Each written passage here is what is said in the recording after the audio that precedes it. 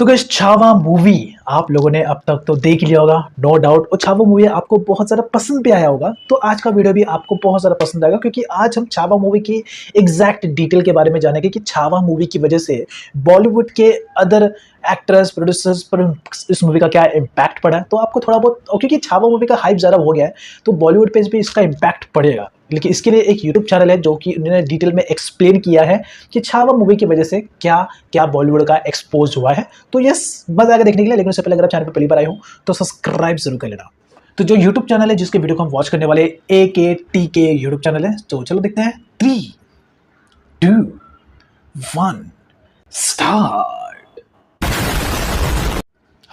जिस मूवी का नाम सुनते ही औरंगजेब के फैन बॉयज को पैनिक अटैक आने लगे थे, वो छावा फाइनली रिलीज हो गई है। तो छत्रपति शिवाजी महाराज के स्वराज के विरुद्ध कदम उठाएगा तो मां जगदम्ब की सौगंध ज्वालामुखी की तरफ फटेंगे और भस्म कर देंगे उसे। क्या एनर्जी है बंदे में, क्या एनर्जी है की कौशल दिल दीजिए। जैसे ही ये फिल्म थिएटर्स में आई, मानो पूरे बॉक्स ऑफिस में आग सी लग गई, और कुछ लोगों की कहीं और भी हुआ रहेगा, हो सकता है। लोग इस मूवी की तारीफ करते नहीं थक रहे हैं। It's a masterpiece. Goosebumps पे अभी भी 15-20 मिनट तो मैं रो रहा था। जरूर देखिए, थिएटर में ही देखिए। अरे रो दूंगी मैं अभी। एक सेकंड मुझे लग रहा था कि यार अभी आंसू आ जाएंगे। और सारे इंडियंस को दिखानी चाहिए, स्कूल में, कॉलेजेस में, यस सबको। यस बिल्कुल। जहाँ कई लोग इस स्कूल में स्टूडेंट्स के लिए ना टिकट फ्री कर देना चाहिए। उनके लिए उनको पैसा तो लो, तो 10-20 रुपए लो टिकट का, लेकिन स्टूडेंट लोग को ये मूवी जरूर दिखाना चाहिए, क्योंकि ये इंस्पिरेशन स्टोरी है। बहुत सारे लोगों को संभाजी महाराज के बारे में नहीं पता, उनकी स्टोरी के बारे में नहीं पता, लेकिन ये मूवी के बाद लोगों को पता चलेगा और एक इंस्पिरेशन स्टोरी मिलेगा। ये सीखने के लिए कभी झुकने का नहीं, समझ हो गया। भाई गई ब्रुटैलिटी को देखकर अपने आंसू नहीं रोक पा रहे हैं। मैं तो रो दिया था भाई, मैं तो इमोशनल होकर रो दिया था लास्ट का सीन देख के। वहीं दूसरी ओर औरंगजेब के फैन बॉयज और उनका लिबरल इकोसिस्टम इस्लामोफोबिया का रवीश रोना लेकर बैठा हुआ है, और होना भी चाहिए, क्योंकि पहली बार एक मेन स्ट्रीम बॉलीवुड फिल्म ने इन्वेडर्स को ग्लोरीफाई नहीं करके उनके असली चेहरे को दिखा दिया। औरंगजेब के अत्याचारों की असली तस्वीर ऑडियंस के सामने रखी गई। एक टाइम तो ये ना कल्पना भी नहीं किया। देखो वैसे मूवी में जो लास्ट का क्लाइमेक्स सीन है वो बेसिकली कम बताया कि औरंगजेब ने मूवी में कम टॉर्चर दिखाया, लेकिन रियलिटी में उनको और भी टॉर्चर किया था। मैंने विकिपीडिया पे उनका पूरा डेटा पढ़ा है, बहुत ज्यादा टॉर्चर किया। मूवी में तो कम टॉर्चर बताया। फिल्म में ओपनली हिंदुई स्वराज की घोषणा कर दी जाएगी, महाकाल का जयकारा लग जाएगा। मराठों का अंत नहीं, मुगलों के विनाश की शुरुआत है।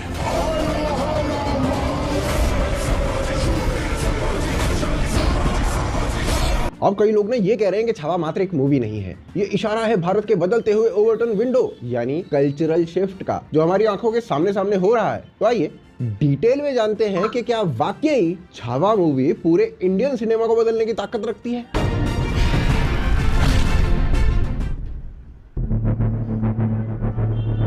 देखिए, अंग्रेजी में ना एक टर्म होती है ओवरटर्न विंडो। एक ऐसा कॉन्सेप्ट होता है जो बताता है कि सोसाइटी में क्या चीज़ एक्सेप्टेबल है और क्या चीज़ अनएक्सेप्टेबल है। आसान भाषा में समझाऊं तो जो आइडियाज ओवरटर्न विंडो के अंदर होते हैं वो लोगों को सही लगते हैं, जैसे कि विमेन एजुकेशन हो गया, और जो आइडियाज इसके बाहर होते हैं उन्हें एक्सट्रीम या अनएक्सेप्टेबल माना जाता है, जैसे कि चाइल्ड मैरिज हो गया आज की डेट में। अब ये जो विंडो होती है ना, वो शिफ्ट हो सकती है, मतलब कि जो चीज़ पहले गलत या अनएक्सेप्टेबल थी वो आगे चल के एक्सेप्टेबल और डिजायरेबल बन सकती है। जैसे वीर सावरकर ने कास्ट डिस्क्रिमिनेशन खत्म करने और हिंदू यूनिटी की बात तब की थी जब सोसाइटी इसे एक्सेप्ट करने के लिए तैयार नहीं थी, पर आज ये सिर्फ एक्सेप्टेबल नहीं बल्कि डिजायरेबल आइडियाज बन चुके हैं। और छावा हिंदुओं के लिए एक ऐसी ही ओवरटर्न विंडो के शिफ्ट होने का प्रूफ है जिसे हिंदुओं ने फाइनली तोड़ दिया है। पर उसे समझने से पहले छावा फिल्म क्या है वो समझना पड़ेगा। देखिए, छावा ना छत्रपति संभाजी की कहानी पर बेस्ड फिल्म है जिन्हें इतिहास की पुस्तकों में स्थान नहीं दिया गया।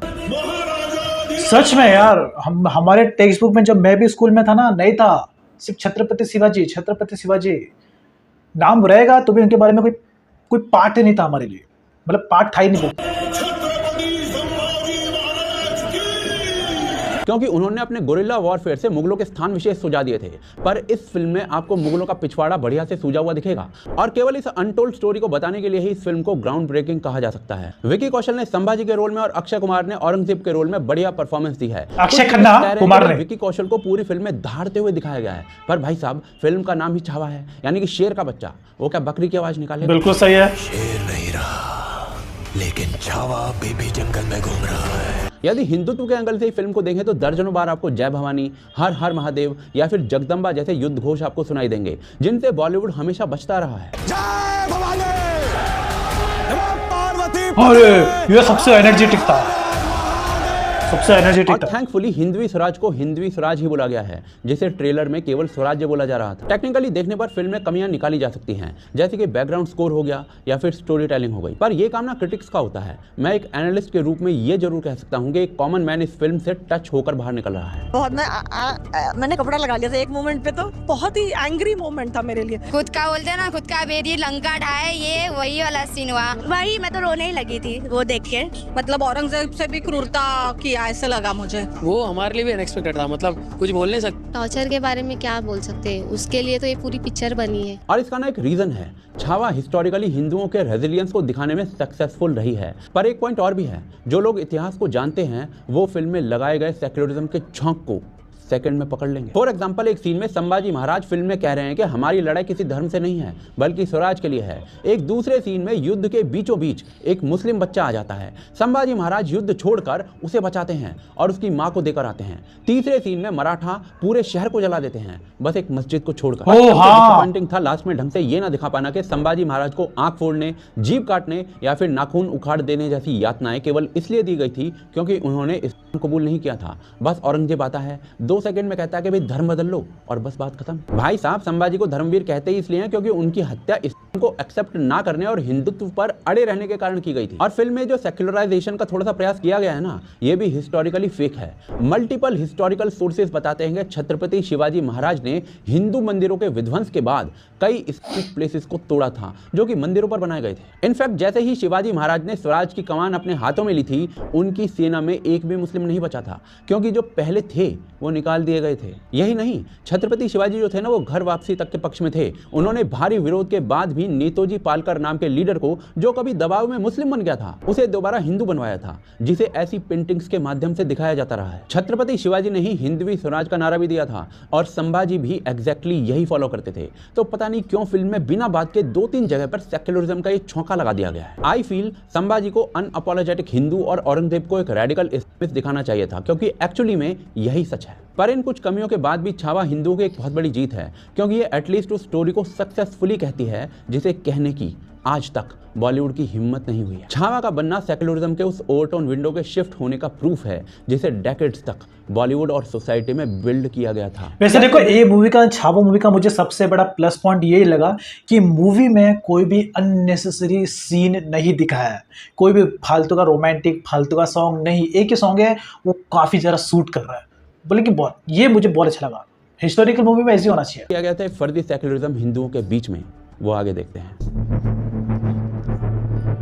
देखिए, सालों से बॉलीवुड मात्र एक एंटरटेनमेंट इंडस्ट्री नहीं रहा है, बल्कि एक पब्लिक परसेप्शन को शेप करने के लिए पावरफुल टूल बनकर उभरा है। इंडिया की रियल हिस्ट्री सुनाने के नाम पर बॉलीवुड ने सिर्फ हिस्टोरिकल नैरेटिव्स को डिस्टॉर्ट किया है और सिस्टमैटिकली हिंदू सेल्फ रिस्पेक्ट को गिराने का काम किया है। ये सब कुछ इतना सडनली होता है कि आपको समझ ही नहीं आता कि भाई क्या हो रहा है, लेकिन आपका माइंड मैनिपुलेट हो रहा होता है और एक फुल ऑफ गिल्ट सोसाइटी पैदा हो रही होती है। आप यदि बॉलीवुड की हिस्ट्री देखोगे तो हिंदुओं से जुड़े हिस्टोरिकल लेजेंड्स जो इंडिया की हिस्ट्री के की फिगर्स थे, उन्हें मेन स्ट्रीम सिनेमा में इग्नोर किया गया है। महाराणा प्रताप से लेकर छत्रपति शिवाजी जैसे की फिगर्स पर एक ठीक ठाक फिल्म बॉलीवुड के पूरे इतिहास में नहीं मिलती है। बाजीराव जैसे हिंदू किंग्स को दिखाया भी गया है तो उनकी ब्रेवरी और वैलर की बजाय उन्हें अननेसेसरीली लवर बॉय की तरह पेश किया जाता रहा है, जबकि मुगल्स को कल्चर्ड, प्रोग्रेसिव और डिप्लोमेटिक दिखाया गया है। ये तो भाई साहब वही बात हो गई कि छत्रपति शिवाजी महाराज जो थे वो भारत के सबसे बड़े गोरिल्ला वॉरफेयर के स्ट्रैटेजिस्ट थे, पर बॉलीवुड के हिसाब से उनकी असली टैलेंट जो थी वो शायरी लिखना थी। पर इसके बिल्कुल उलट इस्लामिक इन्वेडर्स का बॉलीवुड के अंदर वो महिमा मंडन हो रहा था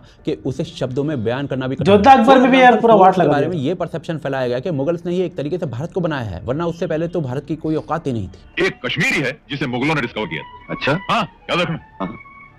मुगलों का तो जवाब ही नहीं। उनका म्यूजिक देखिए, पेंटिंग देखिए, आर्किटेक्चर देखिए। आप ना जोधा अकबर फिल्म का ये सीन देखिए। ये अकबर को एक दयालु, सेक्युलर और देशभक्त रूलर के रूप में पोर्ट्रे करता है, जो अपनी देश के बारे में सोचता है हमेशा। हम मुगल कोई अफगान या दूसरे गैर मुल्कों की तरह लुटेरे नहीं हैं जो हिंदुस्तान की दौलत को लूट ले और खजाना भरने की हवस पर जीते।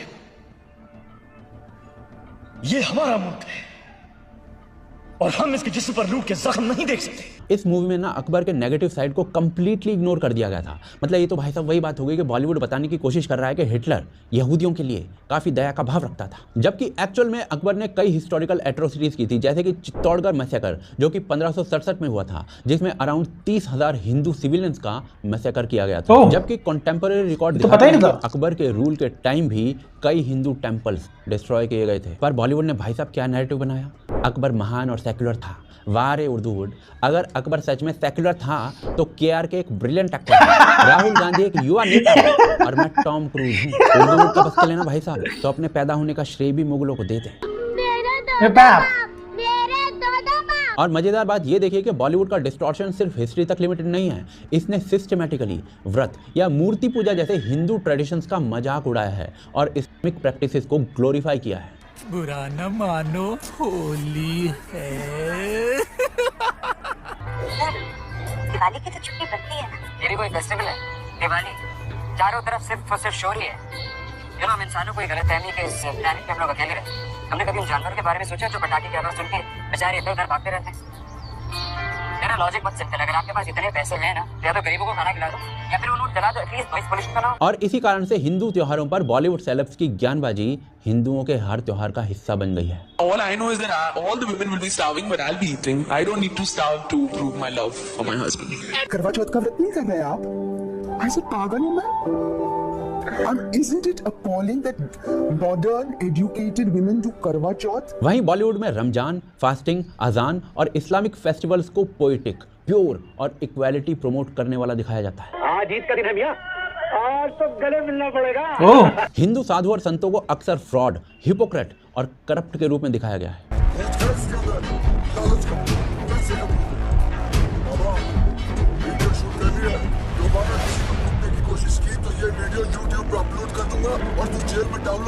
जेल में डाउनलोड हो जाएगा। पर भी मजाक बनाया गया है। पंडित जी, गौमूत्र का टाइम हो गया, चलो। तो कभी उन्हें जोकर की तरह पोर्ट्रे किया गया है। बंबई से आया मेरा फ्रेंड को जूते मारो। इनफैक्ट अनेकों बार आउट ऑफ कॉन्टेक्स्ट जाकर पंडित को मर्डरर की तरह दिखाया गया है, या फिर उन्हें रेपिस्ट की तरह पोर्ट्रे किया जाता रहा है। आप पुजारी जी, तेरा उद्धार करने आए हैं, आ उधर चल। खबरदार, नीच, पापी, माफी, थू है तुझ पर। अरे चल ना, चल, छोड़ दे मुझे। अरे चल। मन में तो बस देवी की पूजा करे छमिया।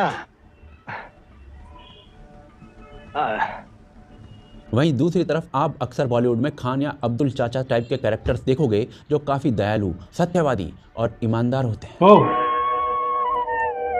खान साहब, पुराने मूवी में तो ऐसा होता ही था, नॉर्मल था तो। अरे तो क्या हुआ? ला हौल विला कुव्वत, भैया हम तो सीधी बात जानते हैं। एक ही सफ में खड़े हो गए महमूद व अयाज, न कोई बंदा रहा और न कोई बंदा नवाज। वाह वाह।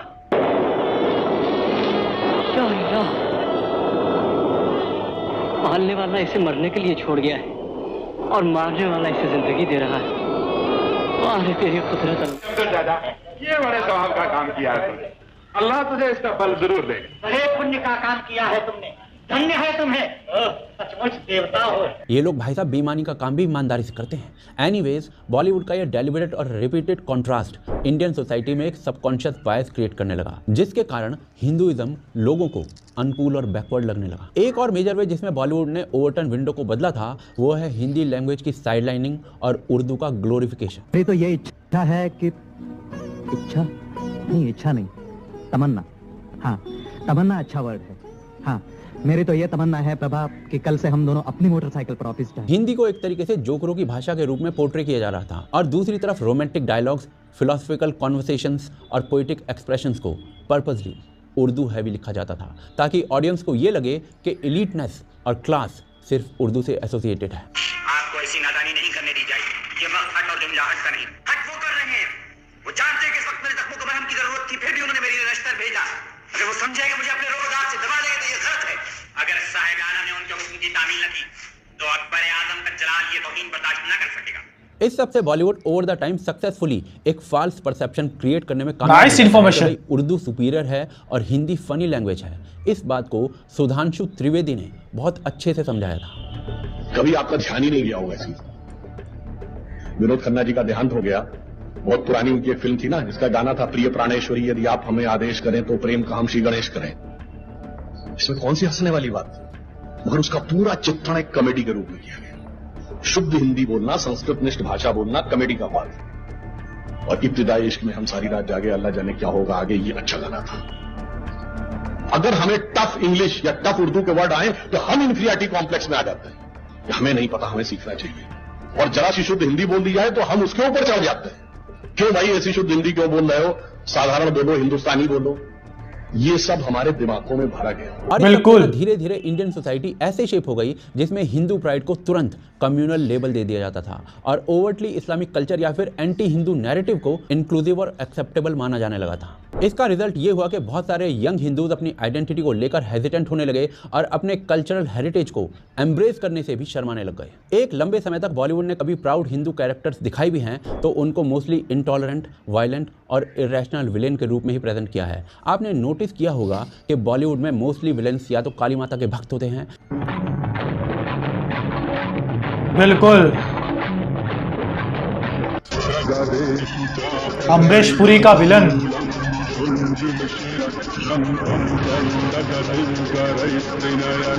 या फिर बड़े बड़े तिलक लगाए दिखते हैं। नाश्ता।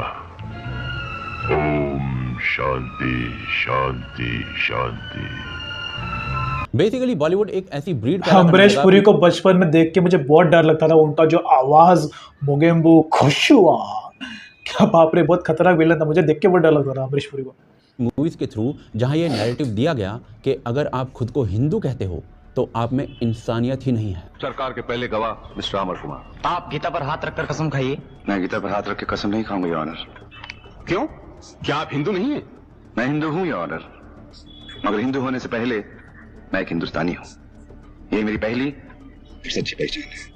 इसी प्रोपेगेंडा का लॉन्ग टर्म इम्पैक्ट डिजास्टरस रहा है। ये सिस्टमैटिकली हिंदू सेल्फ एस्टीम को वीक करता चला गया है और इसने हिंदूज को अपने कल्चर को शेम और सेल्फ डाउट के लेंस के साथ देखने पर मजबूर किया है। पर इस समय ना सिर्फ बॉलीवुड रिस्पॉन्सिबल नहीं है, यह मार्क्सिस्ट या लेफ्टिस्ट हिस्टोरियंस ने या फिर बुद्धिजीवियों ने भी इंश्योर किया कि डिस्टॉर्शन सिर्फ फिल्मों तक लिमिटेड ना रहे बल्कि एजुकेशन सिस्टम और मीडिया नैरेटिव तक भी पहुंच जाए। और इससे ओवरटर्न विंडो में हिंदू आइडेंटिटी को एम्ब्रेस करना टैबू माने जाने लगा था। इस सेक्युलर ओवरटर्न विंडो को सेट करने में मार्क्सिस्ट और सेक्युलर हिस्टोरियंस का क्या हाथ था, वो आगे देखते हैं। देखिए, पिछले कई दशकों से ना मार्क्सिस्ट और लेफ्टिस्ट हिस्टोरियंस ने जानबूझकर इंडियन हिस्ट्री को डिस्टॉर्ट किया है ताकि एक गिल्ट से भरा हुआ हिंदू नैरेटिव एस्टेब्लिश हो सके। एक एग्जांपल देता हूं आपको। वाईसी रोसर नाम के ना एक अमेरिकी स्कॉलर हैं। काफ़ी टाइम से भाई साहब पढ़ते आ रहे थे कि भाई हिंदू राजाओं ने भी बौद्ध मंदिरों को तोड़ दिया था। तो इन्होंने हिंदुस्तान टाइम्स में लिखे गए एक आर्टिकल के राइटर हरबंस मुखिया से ये पूछ लिया कि भाई साहब आपने जो आर्टिकल लिखा है उसका कोई ओरिजिनल डॉक्यूमेंटेशन, ओरिजिनल सोर्स है आपके पास? हरबंस मुखिया भाई साहब ने इस पर कहा कि भाई मेरे पास तो नहीं है, आप रोमिला थापर से लीजिए, उन्होंने इस पर बुक लिखी है। अब रोसर जो है ना वो रोमिला थापर से मिलकर डॉक्यूमेंट्स मांगती हैं तो वो कहती हैं कि भाई मैंने तो कुछ नहीं लिखा है ऐसा, बल्कि अमेरिकन स्कॉलर रिचर्ड एटन ने ऐसा लिखा है। यानी किसी के पास कोई प्रूफ नहीं कि भाई हिंदू राजाओं ने बौद्ध मंदिर तोड़े थे, पर फिर भी ये सब कुछ हिस्ट्री की किताबों में लिख दिया गया। और दूसरी तरफ गजनी, गौरी और औरंगजेब के क्राइम्स को व्हाइट वॉश करने के लिए इंडिया के सो कॉल्ड हिस्टोरियंस ने हिंदुओं को ही गिल्ट में डाल दिया, जबकि हिस्टोरिकल रिकॉर्ड्स जैसे कि मासिर आलमगीर क्लियरली दिखाता है कि भाई औरंगजेब ने काशी विश्वनाथ और कृष्ण जन्मभूमि जैसे अनेकों मंदिर तोड़ दिए थे। सिमिलरली टीपू सुल्तान, जिसने मालाबार में हिंदुओं का मास कन्वर्जन किया था, जीवन छीन लिया था उनका, उसको एक नेशनलिस्ट हीरो बना दिया गया था। भाई साहब ये ना कुछ ऐसा ही है कि जैसे इजराइल हमास चीफ को अपना हाईएस्ट सिविलियन अवार्ड दे रहा हो, जबकि मैसूर गैजेटियर जैसे सोर्सेज क्लियरली मेंशन करते हैं कि टीपू सुल्तान ने 8000 से ज्यादा टेंपल्स तोड़कर मस्जिद बनवाई थी। एनसीईआरटी की टेक्स्ट बुक्स में इस्लामिक का मेंशन या तो सॉफ्ट कर दिया गया था या फिर हटा दिया गया था, जबकि हिंदू सोशल स्ट्रक्चर जैसे कि कास्ट सिस्टम को ओवर एग्जैजरेट करके दिखाया गया था ताकि एक रिग्रेसिव इमेज क्रिएट की जा सके। हिंदू कस्टम्स और ट्रेडिशंस को भी सिस्टमैटिकली टारगेट किया गया। मनुस्मृति जैसे एंशिएंट हिंदू टेक्स्ट को सिलेक्टिवली मिसकोट किया गया ताकि हिंदुइज्म को ऑपरेसिव दिखाया जा सके, जबकि शरिया लॉज या फिर इस्लामिक स्क्रिप्चर्स पर कभी ऐसे क्रिटिकल डिस्कशंस नहीं किए गए। और इस डिस्टॉर्शन का सीधा असर हिंदू सोसाइटी में ओवरटर्न विंडो पर पड़ा। हिंदू आइडेंटिटी और हिंदू प्राइड ये दिखाना दिखाना धीरे धीरे रेडिकल या कम्युनल एक्ट बन गया। अगर कोई अपनी हिस्ट्री का सच बोलने की कोशिश भी करे तो उसे तुरंत संघी या फिर फासिस्ट लेवल कर दिया जाता था। ये आइडियोलॉजिकल बायस सिर्फ एक हिस्टोरिकल डिस्टॉर्शन नहीं थी, बल्कि एक जनरेशनल ब्रेन वॉशिंग थी, जिससे एक फुल ऑफ गिल्ट हिंदू ही पैदा हुआ। इसी कारण उस समय ये सोचना बिल्कुल ही मुश्किल था कि हिंदू अब वापस से खुद की आइडेंटिटी में प्राउड फील कर सकेंगे क्या कभी, या विकी कौशल खुलेआम मूवी में हिंदवी स्वराज का उद्घोष कर रहे होंगे। पर ये ओवरटर्न विंडो ना अब शिफ्ट हो चुकी है। छावा ये प्रूव करती है। कैसे, वो आगे देखते हैं। क्या? देखिए, बॉलीवुड ने ना कई दशकों तक बिना रुकावट के अपना एजेंडा चलाया। फिल्मों में हिंदू ट्रेडिशंस का मजाक उड़ाया, इन्वेडर्स का महिमा मंडन दिखाया और असली इतिहास को या तो तोड़ मरोड़ कर दिखा दिया या फिर पूरी तरीके से मिटा दिया। ये सब इसीलिए पॉसिबल था क्योंकि उस समय सिस्टमैटिकली ओवरटर्न विंडो इस डायरेक्शन में शेप की गई थी। पर आज ना ये इक्वेशन बदल रही है। ओवरटर्न विंडो शिफ्ट हो रहा है और आज की ऑडियंस जो भी बॉलीवुड परोसते आया था ना, उसे एक्सेप्ट करने के लिए तैयार नहीं है। ये बदलाव ना कोई एक दिन में नहीं आ गया है, बल्कि एक बहुत बड़े सोशियो पॉलिटिकल अवेकनिंग का नतीजा है। हाँ, बिल्कुल सही बात है। देखो, पहले ऐसा होता था कि कुछ भी दिखा दो हम देख लेते थे, हम भी छोटे थे, ठीक है। लेकिन अभी जेंजी के टाइम पे ऐसा हो गया कि सब ऑडियंस अभी स्मार्ट हो गई है। सबको पता चल रहा है कि भाई यहाँ पे येड़ा बना रहा है, यहाँ पे पागल बना रहा है, इस मूवी के ये पार्ट में लॉजिक कुछ नहीं है, सेंस नहीं है, तो लोग समझ जाते हैं, ठीक है ना। तो अभी ऐसे में कुछ स्मार्ट डायरेक्टर, स्मार्ट प्रोड्यूसर है जो मूव ऑन कर रहे हैं और आज के जनरेशन के हिसाब से मूवी बना रहे हैं। और लेकिन कुछ ऐसे डायरेक्टर हैं जिनको चेंजेस करने में डर लग रहा है, तो वो वैसे घसी पिटी मूवी बता रहे हैं और वो पिक्चर एंडेड है, फ्लॉप हो जाती है, या तो अगर वो चलती भी तो उसको स्क्रीन्स नहीं मिलते, समझेगा। तो ये बहुत हो रहा है आजकल। सब धीरे-धीरे स्मार्ट हो रहा है। 2023 में महाराष्ट्र सरकार द्वारा किया गया एक बड़ा डिसीजन, औरंगाबाद का नाम बदलकर छत्रपति संभाजी नगर रखना। जब इस गलती को सुधारने का काम किया गया था ना, तो लेफ्टिस्ट और मुगल सपोर्टर्स बावड़े हो गए थे। लेकिन बावजूद इसके सरकार ने इस पे कदम उठाया और बहुत लोगों ने इस डिसीजन का स्वागत किया। आज लोगों के अंदर सेंटिमेंट है कि भाई भारत में अब इन्वेडर्स का ग्लोरिफिकेशन एक्सेप्ट नहीं किया जाएगा। कि हिंदुओं के सबसे प्रेशियस जगह को आपने इलाहाबाद का नाम दिया, तो ये मुसलमानों की जिम्मेदारी थी कि हम ये नाइंसाफी बर्दाश्त नहीं करेंगे। ये झूठ नहीं हो सकता। ना मक्के का नाम रामगढ़ होगा, ना प्रयागराज का नाम इलाहाबाद होगा। ये देखिए, लोग ना बदल रहे हैं। बस इसी रीजन से बॉलीवुड के लिए भी बदलाव अब मजबूरी बन चुका है। पहले किसी मेन स्ट्रीम एक्टर का स्क्रीन पर हर हर महादेव को ग्लोरीफाई करते हुए बोलना इम्पॉसिबल लगता था। औरंगजेब को असली अत्याचारी की तरह दिखाना कॉन्ट्रोवर्शियल माना जाता था। छत्रपति संभाजी महाराज पर पहले अगर छावा बनती ना, तो उसे कम्युनल कह दिया जाता। पर अब सिचुएशन पलट रही है। जो बॉलीवुड सेलेब्स पहले अपनी मूवीज प्रमोट करने अजमेर शरीफ जाया करते थे, अब महाकुंभ और मंदिरों में उनकी लाइन लग रही है।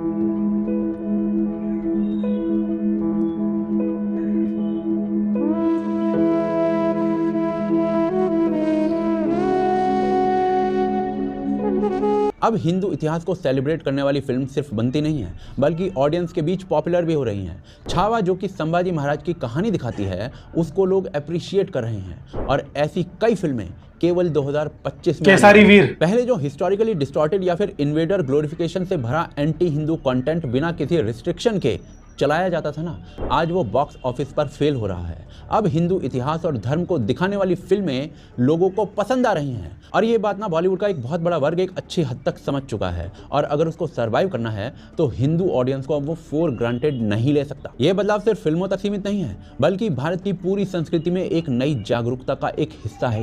एनसीईआरटी की किताबों में लिखा बकवास इतिहास धीरे धीरे बदला जा रहा है। इन्वेडर्स के नाम पर शहरों के नाम बदले जा रहे हैं। कुंभ, काशी और अयोध्या रिकॉर्ड भीड़ ले रहे हैं।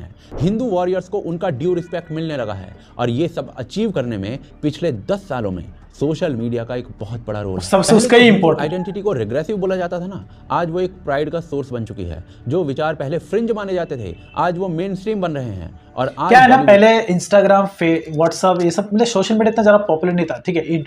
लेकिन उसमें लोग जो भी फिल्म मेकर्स दिखाते थे वो हम मान लेते थे, उस पर ट्रस्ट कर लेते थे। लेकिन अभी सोशल मीडिया के टाइम पे सब लोग अवेयर हो चुके हैं। सब लोग अपने नॉलेज, अपने एक्सपीरियंस, अपना एजुकेशनल, अपने हिस्ट्री की पूरी बातें वो सोशल मीडिया पे बोल देते हैं और मूवी के थ्रू बता देते हैं, तो सब मालूम पड़ जाता है अभी, ठीक है ना। तो अभी ऑडियंस को एड़ा नहीं बना सकते।